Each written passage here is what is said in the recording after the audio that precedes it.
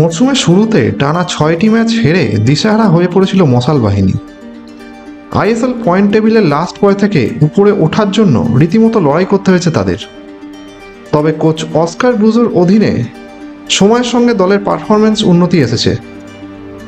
নিভে যাওয়া মশাল ধীরে ধীরে জ্বলে উঠছে, কিন্তু চোট সমস্যা কিছুতেই যেন পিছু ছাড়ছে না তাদের। নতুন বছর ইস্টবেঙ্গলের জন্য খুবই গুরুত্বপূর্ণ। জানুয়ারি মাসে 5টি ম্যাচ খেলতে হবে, হোম এবং অ্যাওয়ে ফরম্যাট মিলিয়ে।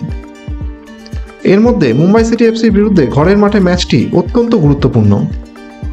বর্তমানে ইস্টবেঙ্গল 13 ম্যাচে 14 পয়েন্ট নিয়ে লিগ টেবিলের 11 নম্বরে রয়েছে।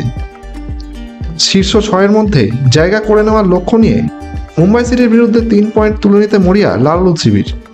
তবে দলের চোটের সমস্যার কারণে আশঙ্কা থেকেই যাচ্ছে। আনোয়ার আলী এবং লালচুংনুঙ্গা 2 দিন অনুশীলন করতে পারেননি, যদিও শোনা যাচ্ছে ক্লান্তির কারণে তাদের বিশ্রাম দেওয়া হয়েছে। তবে ফিজিওথেরাপির রিহ্যাব চলছে। মিডফিল্ডার সৌভিক চক্রবর্তীও নিয়মিত মাঠে এলেও পুরোপুরি অনুশীলন করতে পারছেন না। কোচ অস্কার ব্রুজো আশাবাদী আসন্ন ম্যাচগুলোর আগে ফুটবলাররা ফিট হয়ে উঠবেন।